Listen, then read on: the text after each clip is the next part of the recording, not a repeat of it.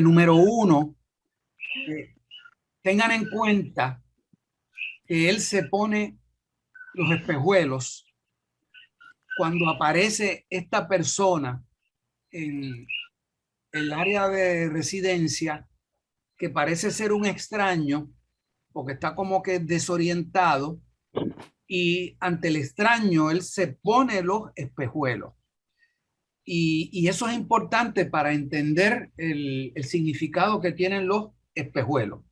Segundo, que los espejuelos entonces vendrían a ser como el instrumento a través del cual el ser humano percibe la realidad, y que por lo tanto no estamos en un contacto directo con la realidad, sino mediado. Nuestro contacto con la realidad está mediado por un aparato, por un organismo que tenemos a través del cual percibimos la realidad. Esas dos cosas es importante que las tengamos en mente para todo lo que vamos a estar viendo ahora. Sigo entonces con la presentación. Y entonces vuelvo hacia atrás. Ok. Bueno, eh, este concepto que yo les voy a presentar está en parte inspirado en el pensamiento de Hosto. Y Hosto escribió una obra que no es muy conocida. Está en el volumen 1 del tomo número 3 de la edición crítica de sus obras completas que estaba publicando en la Universidad de Puerto Rico. Y bueno, uno de los estragos que han hecho con la universidad es que se eliminó el Instituto Ostosiano y nunca se ha podido completar la publicación de sus obras. Pero se publicó esta y él escribe este ensayo, creo que es en el 1901, de crítica por una polémica en la que está involucrado allá en Santo Domingo. El ensayo se titula así, Crítica, y expone ahí lo que es el concepto que él tiene de la crítica. Y miren cómo él lo señala. Movida por su propio fin a juzgar de los objetos de conocimiento, la razón es siempre crítica.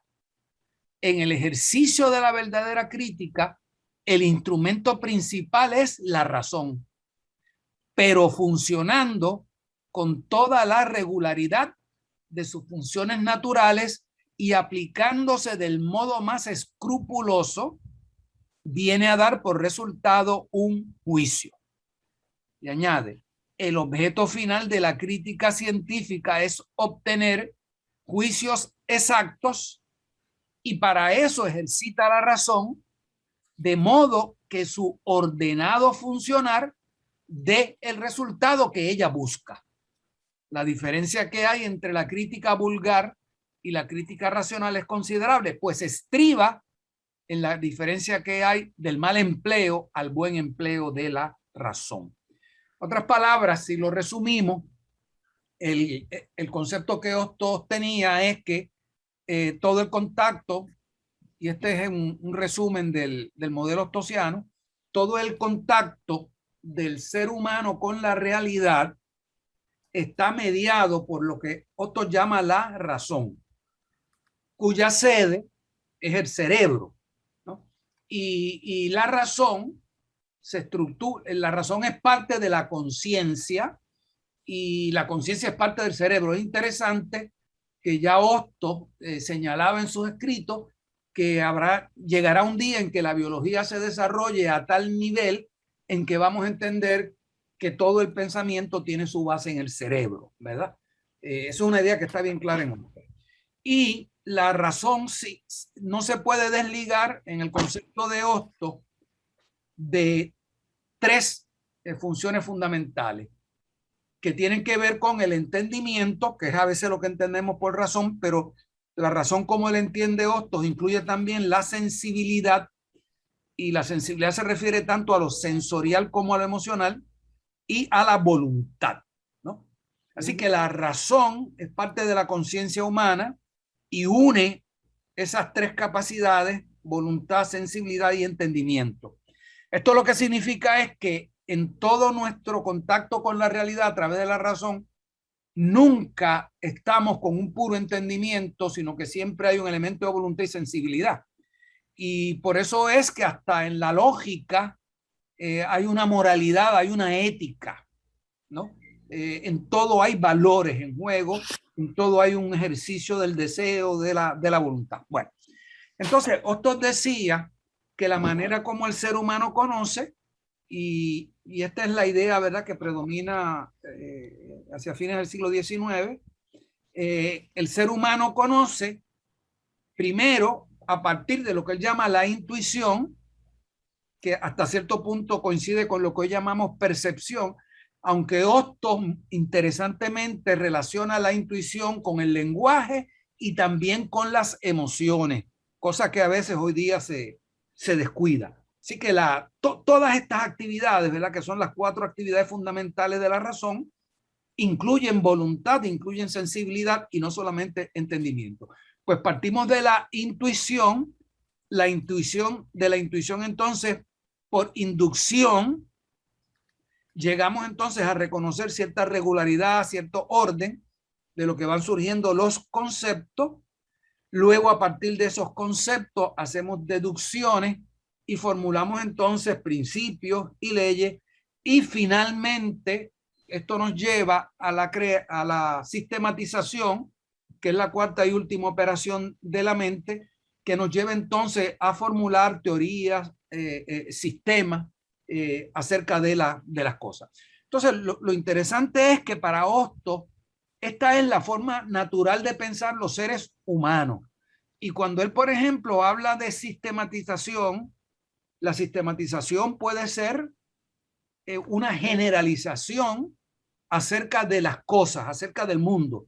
Y la religión, por ejemplo, es una forma de sistematización, como también lo es la ciencia. Es decir, que cuando hablamos aquí de sistematización, estamos hablando de algo que es connatural con el ser humano. Todo ser humano, por el hecho de que es un ser racional, a partir de lo que intuye, hace inducciones, deducciones y finalmente hace sistematización, ¿no? Estos son unas ideas muy interesantes que hay en Hostos.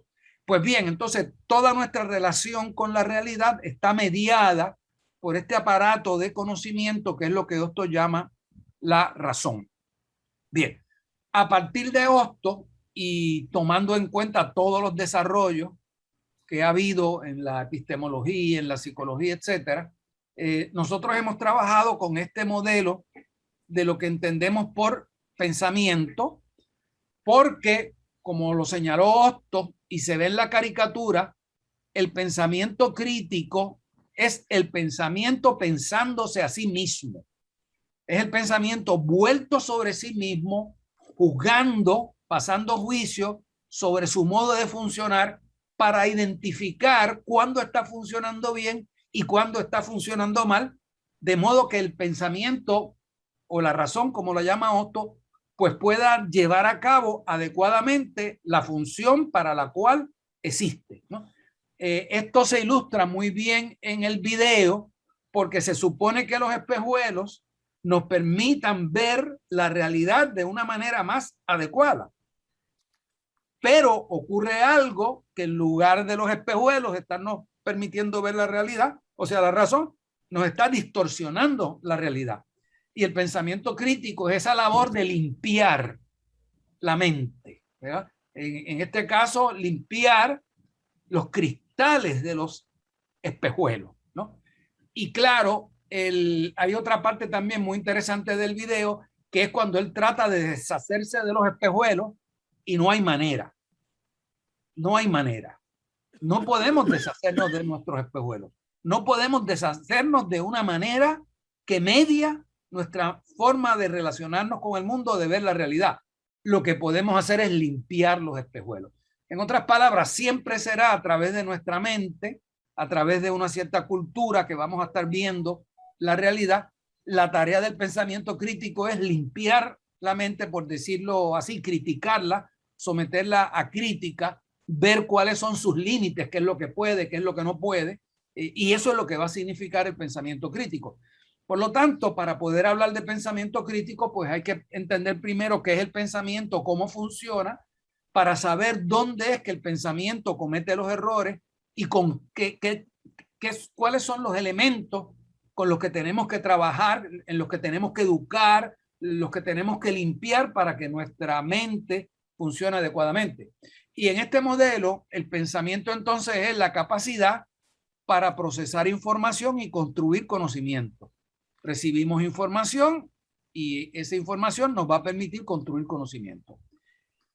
Entre la información que nos llega y el conocimiento que resulta, está entonces el funcionamiento mental, que lo que hace es que combina tres subsistemas, por decirlo así. Podemos pensar el pensamiento como un sistema mental compuesto por tres subsistemas. Lo primero es el sistema de las representaciones mentales. Son todas las imágenes, las ideas, los conceptos que hemos desarrollado y a través de los cuales el mundo cobra sentido para nosotros. Si no tuviéramos representaciones mentales, sencillamente no podríamos entender el mundo. El segundo elemento en el funcionamiento del pensamiento son ciertas operaciones o actividades que lleva a cabo la mente. Recordar, analizar, comparar, etcétera, usando esas representaciones. Las representaciones nos sirven para hacer análisis, para percibir, para sintetizar, etcétera. Y finalmente, inseparables son las actitudes mentales. Esto hoy día está bien documentado a través de la neurociencia, ¿no? Que hacen claro que en el ser humano no es posible separar, por ejemplo, las actitudes mentales de las operaciones y de las representaciones. Así que si nosotros vamos a empezar a identificar dónde es que mi pensamiento falló, por qué no pude ejecutar tal o cual tarea, por qué me equivoqué, yo tendría que entonces ponerme a analizar si el problema está a nivel de mis conceptos, a nivel de mis operaciones o a nivel de mis actitudes.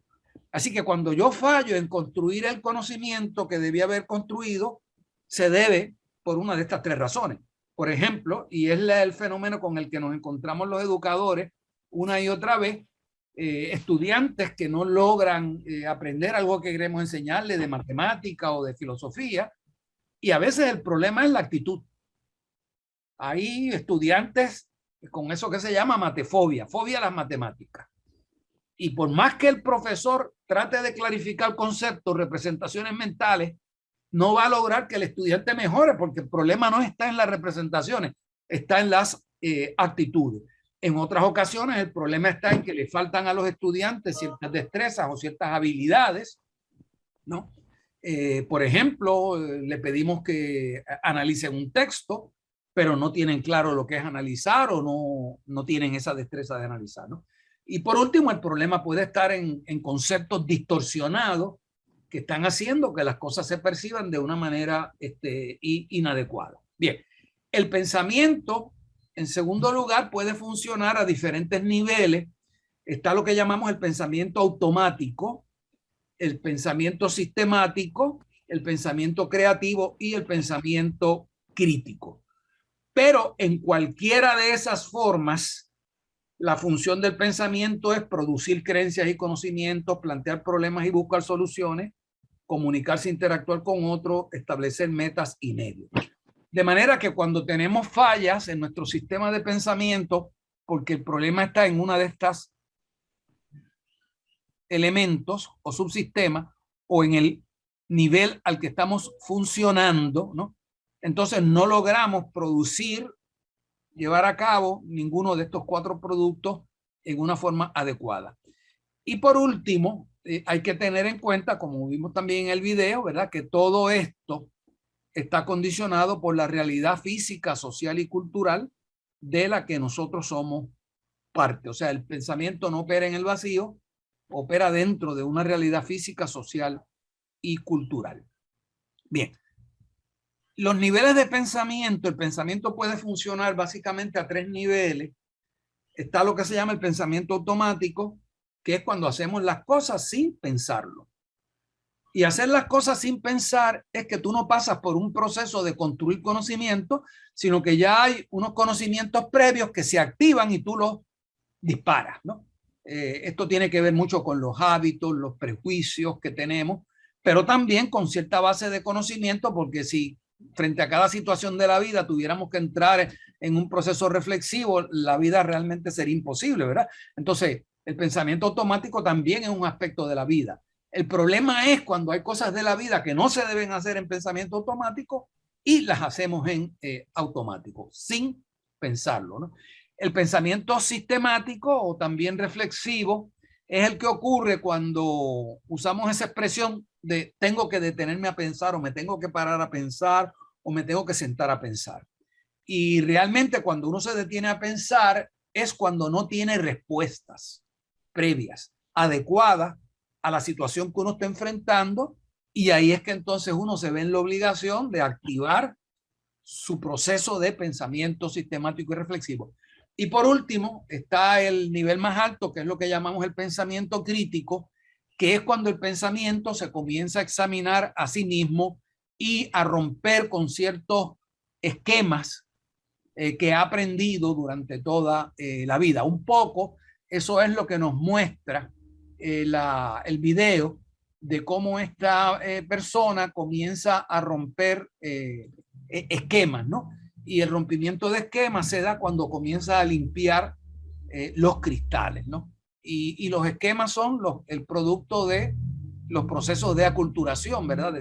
De que somos parte de una cultura y nos humanizamos dentro de esa cultura. Bueno, esto sería el proceso de pensamiento sistemático y básicamente, no me voy a detener mucho en esto, pero básicamente el pensamiento sistemático lo que hace es que no concluye si primero no ha interpretado y no ha interpretado si primero no ha recopilado información. Pero esto todavía no hace el pensamiento crítico, ¿no? Esto es el funcionar normal del pensamiento debe ser eso, ¿no? Yo no puedo concluir nada si primero no paso por esa fase de recopilar, de interpretar, para entonces finalmente concluir. Marcia, ¿tienes un comentario o pregunta? Tengo una pregunta y antes de que sigamos, yo he estado leyendo mucho en los últimos 7, 8 años eso de formación cerebral, ¿verdad? En las primeras etapas del desarrollo de los niños, desde que nacen hasta los 8 años, más o menos el cerebro humano va desarrollándose en forma y en conexiones. Sin embargo, hay elementos que torpedean ese proceso normal. Y tú mismo señalaste al principio, ¿verdad?, de la importancia de los estudios de neurociencia. Y pregunto, de lo que he leído, ¿verdad?, es muy claro que hay muchos elementos que están en los sectores de... Lo que me pregunto es, en esa literatura que he estado siguiendo, hay muchos caminos que conducen a las dificultades reales que tienen muchos niños que han pasado por episodios de estrés tóxico y que impiden determinadas funciones que son normales en personas que no han pasado por esas condiciones. Entonces, ni siquiera van a llegar al nivel de si vamos 2 láminas atrás tuyo, ¿verdad? A ese nivel que tú señalas como importante, donde la gente agrega información y va generando su propio conocimiento. No porque tengan un problema de actitud, no porque tengan un problema social, sino porque su cerebro no puede generar ni siquiera, ¿verdad? Estamos aquí en la primera, procesar información.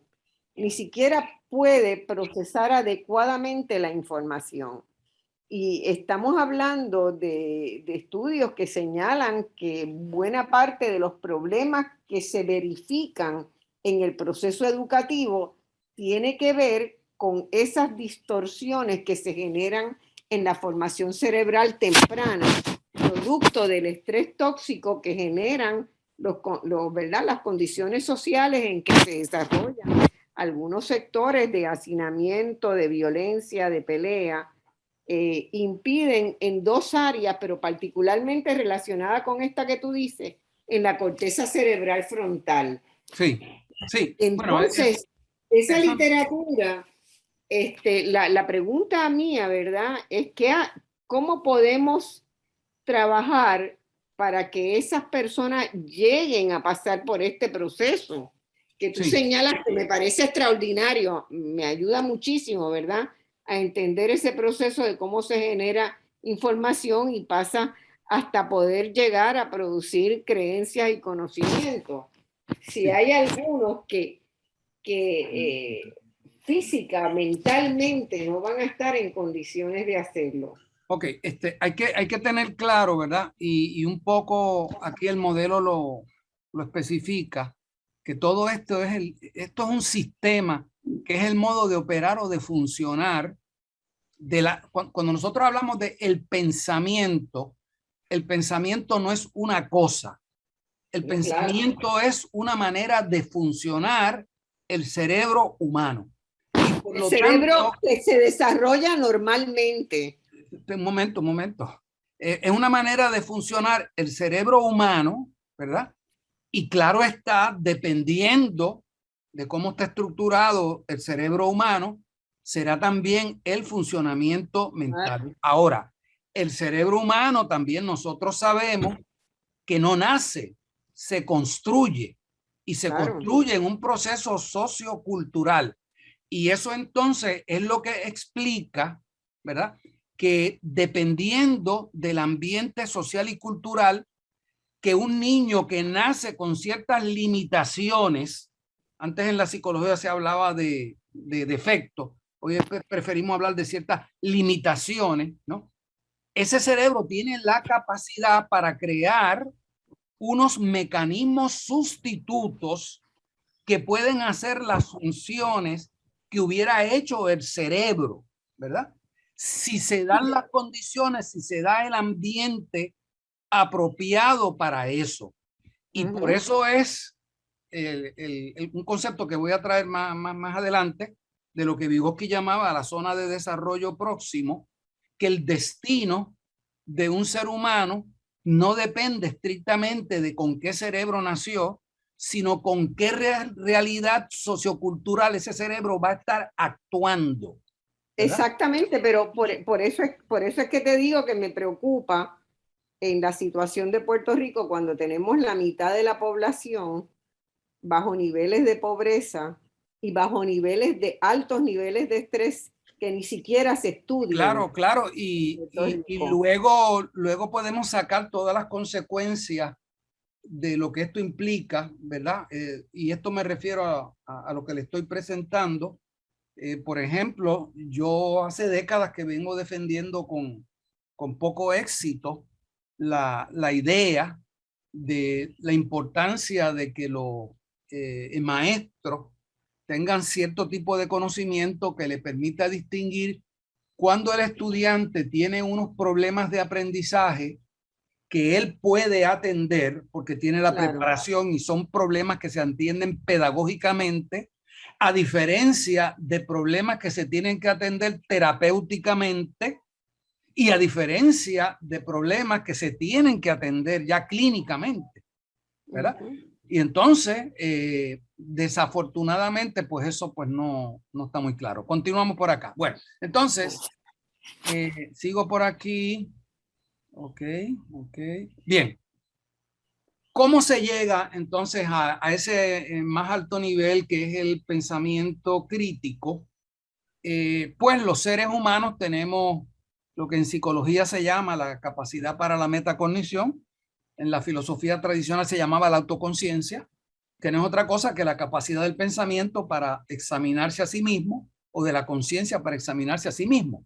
Y esa capacidad le permite al pensamiento tres tipos de controles, lo que se llama el control semántico, el control ejecutivo y el control actitudinal. Un ejemplo bien sencillo.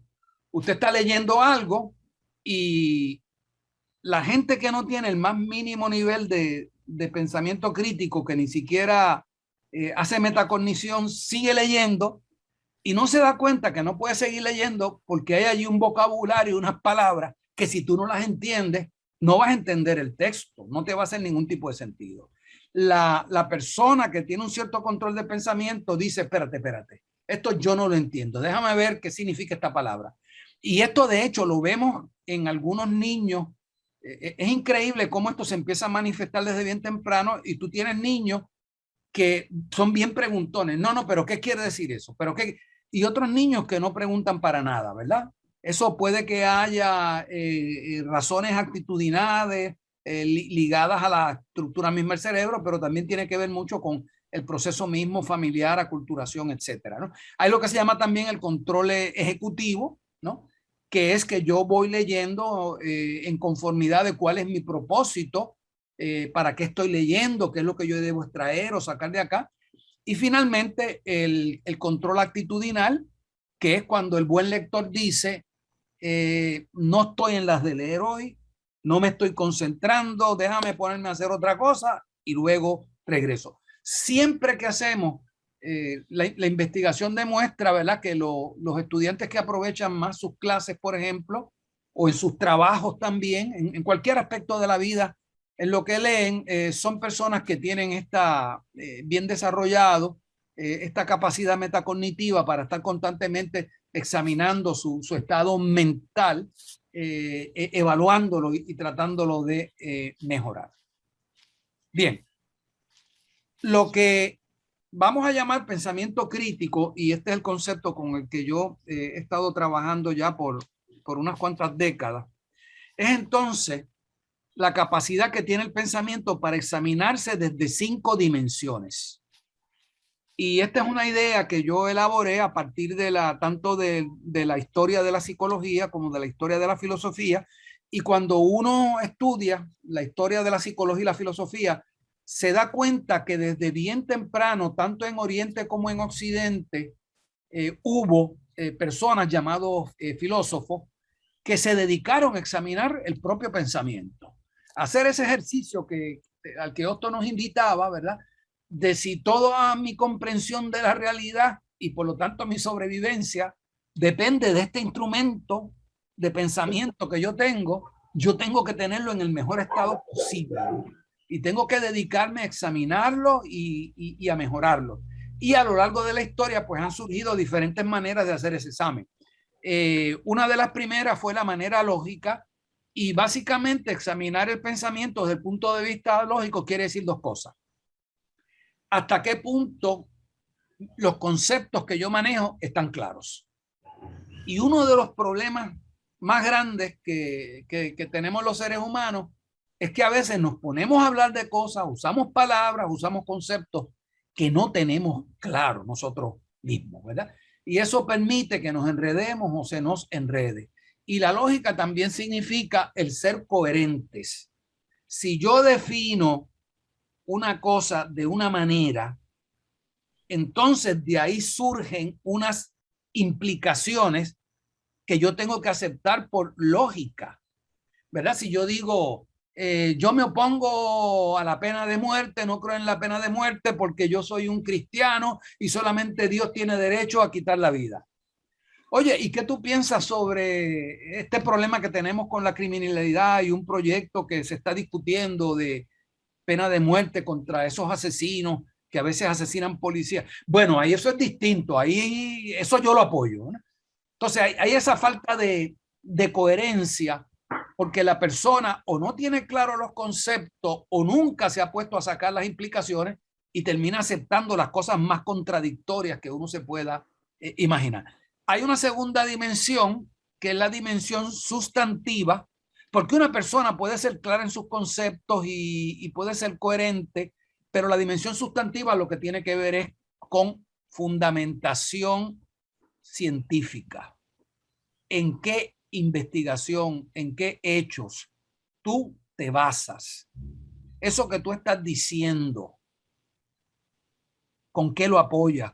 ¿Con qué lo sostiene? Y claro, a veces hay justificaciones que tienen que ver con valores en los que uno cree o que tienen que ver con ciertas concepciones que uno tiene o puede tener que ver con la ciencia. Pero lo importante es que si tú sostienes algo, para poder defenderlo, tienes que conocer los fundamentos o lo que justifican ese tipo de creencia, ¿no? Tercero, está lo que llamamos la dimensión contextual, Y pensar críticamente significa que, como ya hemos visto que el pensamiento depende, se forma, se desarrolla dentro de una cultura, dentro de un momento histórico, dentro de una sociedad, el pensamiento crítico requiere que tú constantemente te estés preguntando, bueno, ¿de dónde surgió esto y hasta qué punto esta manera mía de ver las cosas así o de pensar las cosas así, que yo creo que es absoluta, realmente no es absoluta nada, sino que tiene que ver con el ambiente, la cultura, la época en la que yo me desarrollé? Está en cuarto lugar la dimensión pragmática, que lo que significa es examinar el pensamiento desde el punto de vista de aspectos emocionales, deseos, intereses, valores que podemos tener, ¿no? Y muchas veces terminamos llegando a conclusiones o defendiendo cosas no porque tengamos un fundamento, no porque lógicamente se desprendan de un concepto, sino porque a eso nos lleva cierto valor, cierto interés, cierta emoción o cierto sentimiento que tenemos. Y por último está la dimensión dialógica, y es que el pensamiento crítico, en la medida en que reconoce que nuestra construcción de conocimiento está mediada por concepto, por cultura, entonces admite que hay diferentes puntos de vista acerca de prácticamente todo, y que es necesario entonces que uno entre en diálogo con otras personas, ya sea para enriquecer la propia postura o ya sea para defenderla frente a otras. Esas serían entonces las 5 dimensiones. Y someter entonces a crítica un pensamiento, un discurso, un texto, una institución, etcétera, sería examinarlo desde el punto de vista de estas 5 dimensiones, ¿no? No tenemos tiempo. Yo les puedo hacer llegar la copia de esta presentación, pero cada una de estas dimensiones, ¿verdad?, tiene unos elementos. Por ejemplo, la dimensión lógica implica claridad de concepto, coherencia, pertinencia, suficiencia, precisión en lo que decimos. La dimensión sustantiva tiene que ver con fundamentos, justificación, evidencia, datos, pruebas, criterios de verdad, epistemología, interdisciplina. La dimensión contextual tiene que ver con parte y todo, estructura, historia, época, sociedad, cultura, coyuntura, situación. La pragmática con actitudes, efectos, emociones, valores, intereses, propósitos, ideología. Y la dialógica con puntos de vista opuestos, puntos de vista alternativos, diálogo. Y finalmente todo esto, la persona que piensa críticamente, todo esto desemboca en un sentido muy grande de humildad intelectual, porque se reconoce que uno no tiene nunca la verdad absoluta, que no hay tal cosa como verdades absolutas, ¿no? Y lleva a la tolerancia. Ok, no sé si hay alguna pregunta sobre estas 5 dimensiones, alguna duda o pregunta.